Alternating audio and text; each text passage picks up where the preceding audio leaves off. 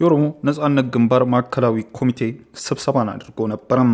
ኦነግ ባለፉት ዓመታት ባከናወናቸው የፖለቲካ ትግሎች በርካታ ድሎች መገኘታቸውን ገልጾ ዛሬም ድረስ ግን ህዝቡ ሙሉ ነጻነት እንዳልተጎናጸፈ እንደሚያምን አስታውቋል።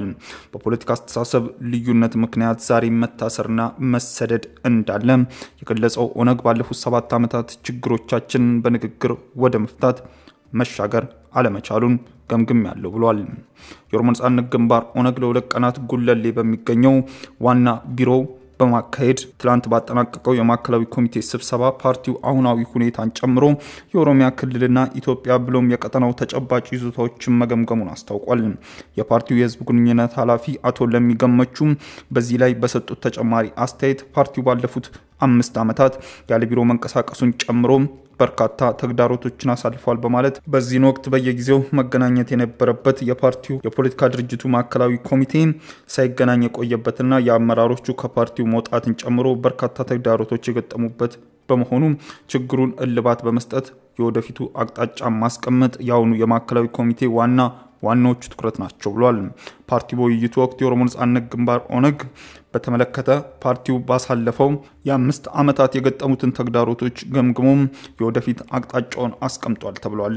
ከመስከረም 2011 ዓ.ም ጀምሮ ወደ አገር ቤት በመመለስ አዲስ አበባ የነበረውን ቢሮ ከሁለት አስርተ ዓመታት በኋላ የከፈተው ኦነግ አገሪቱ ያስቀመጠቻቸውን ህጋዊ መሰረቶችን በማሟላት በሰላማዊ መንገድም በመንቀሳቀስ ፈቃድ መገኘቱን በመጥቀስ አሁን ላይ የተፈጠሩትን ክፍተቶች ለመድፈን በአጭር ጊዜ ውስጥ 5ኛውን ድርጅታዊ ጉባኤ ለማድረግ ኮሚቴ ማዋቀሩን አስታውቋል።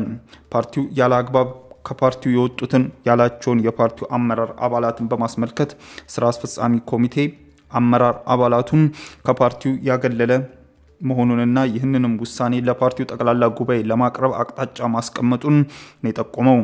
ቃል አቀባዩ አቶ ለሚ በዚህ ጉዳይ ላይ በሰጡት ተጨማሪ ማብራሪያ ውሳኔዎቹም አንደኛው የፓርቲው 5ኛ ጠቅላላ ጉባኤ የተጠራበት ሲሆን ከድርጅቱ በራሳቸው ጊዜ የወጡት አመራር አባላቶችን በማገድ ውሳኔውን ጠቅላላ ጉባኤው ለማሳለፍ ወስኗልም ነው ያሉትም። በክልላዊ አገራዊና አህጉራዊ ብሎም ቀጠናዊ አሁናዊ ሁኔታዎች ላይ የሚስተዋሉ እውነታዎችን ኦነግ ማዕከላዊ ኮሚቴ በስብሰባ መገምገሙን ያወሱት አቶ ለሚ ፓርቲያቸው በሀገሪቱ ሰላምና መረጋጋት ሊሆን የሚችልበት መንገድ ላይም ምክረ ሀሳብ መስጠቱን አንስተዋል። እንደ ፓርቲያቸው ሰላምና መረጋጋት እንዲመጣ ህዝባዊ ጽናትና ድርጅታዊ አንድነት አስፈላጊ ነው በማለት አስተያየት የሰጡት ፖለቲከኛው ውስብስብ ካሉት ከወቅታዊ የሀገሪቱ ፖለቲካዊ ሁኔታ ለመውጣት የሚቻለው ዲሞክራሲን በማስፈን እንደሆነም ነው አስተያየታቸውን ያብራሩት። ኦነግ በሰሞነኛው ማዕከላዊ ኮሚቴ ስብሰባ ድርጅቱ ባሳለፉት 50 ዓመታት ባከናወናቸው የፖለቲካ ትግል በርካታ ድሎችን መጎናጸፉን እንደሚያምን ገልጾ ይሁንና ዛሬም ድረስ ህዝቡ ሙሉ የሆነ ነጻነት እንዳልተጎናጸፈ እንደሚያምን በመግለጫው አብራርቷል። በፖለቲካ አስተሳሰብ ልዩነት ምክንያት ዛሬ መታሰርና መሰደድ እንዳለም የገለጸው ኦነግ ባለፉት 7 ዓመታት ችግሮቻችን በንግግር ወደ መፈታት መሻገር አለመቻሉን ገምግሜያለሁ ብሏል። ኦነግ በአስመራ ከተገባው ስምምነት በተቃራኒ ባለፉት 7 ዓመታት የፓርቲውን አመራሮችና አባላትን በማሳደድ የፖለቲካ ደባ ተፈጽሞብኛል ያለ ሲሆን በኦሮሚያ የፓርቲው ስራ አስፈጻሚና ማዕከላዊ ኮሚቴ አባላትን ጨምሮ በርካታ በፓርቲው ስም የሚንቀሳቀሱ ያለአግባብ እስር ማቀው ታይቷል በሚል ገምግሟል። ኦነግ የተለመደ ያለው የኢትዮጵያ የፖለቲካ አካሄድ ላይ ትችትም በማቅረብ መንግስት የህዝብን ደህንነት አደጋ ላይ የሚጥል ያለውን ሰላማዊ የፖለቲካ ምህዳር መጥበብ እልባት እንዲሰጥ ሲል ጥሪ አቅርቧል። በሰላም እጦት ምክንያት ህዝቡ ዘርፈ ብዙ ተግዳሮቶችን እያስተናገደም ነው ያለው ኦነግ ማዕከላዊ ኮሚቴ ስብሰባም ለዲሞክራሲያዊ ስርዓት ልምምድና ግንባታ ሰላም መረጋጋት መሰረት መሆኑን በማስረዳት መንግስት የትጥቅ ትግል ከሚያደርጉ ወገኖች ጋር ያለውን ችግር በሰላማዊ መንገድ እንዲፈታው ጠይቋል። የህግ የበላይነት የሰብአዊ መብት ጥበቃም እንዲጠናከርና የፖለቲካ ልዩነትን ወደ ጎን በመተው መከባበር በአገሪቱ እንዲሰፍን ኦነግ ጠይቋል።